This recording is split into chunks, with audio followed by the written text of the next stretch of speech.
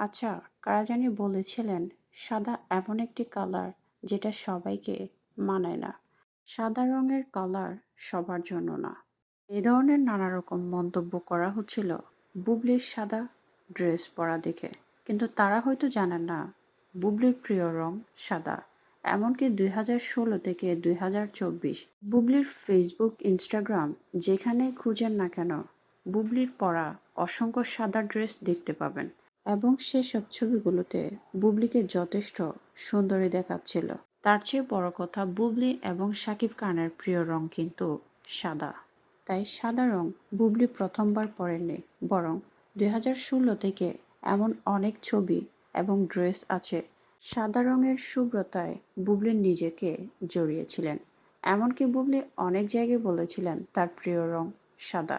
তাই যারা বুবলির সাদা ড্রেস পরা নিয়ে ট্রল করছেন তাদের বলতে চাই, বুবলি প্রথমবার কিন্তু সাদা রঙের ড্রেস পরেননি, বরং বুবলি বহুবার বহু ছবিতে সাদা রঙের পোশাক পরে ছবি শেয়ার করেছেন আমাদের সাথে।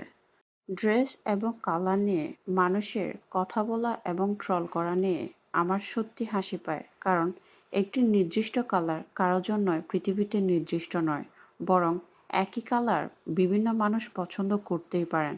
এটা খুবই স্বাভাবিক একটি বিষয়।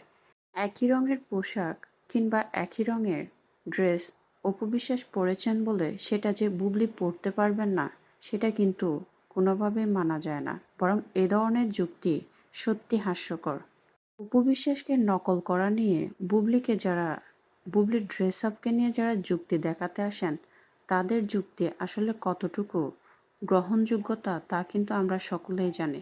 শুধুমাত্র বুবলিকে নিচু কিংবা হেয় করবেন বলে তারা এই ধরনের কথা বলেন। তবে এতে অবশ্য বুবলির তেমন কোনো ক্ষতি হয় না, বরং আপনাদের সস্তা পাবলিসিটি বুবলির গ্রহণযোগ্যতা আরও বেশি বাড়িয়ে দেয় মানুষের কাছে।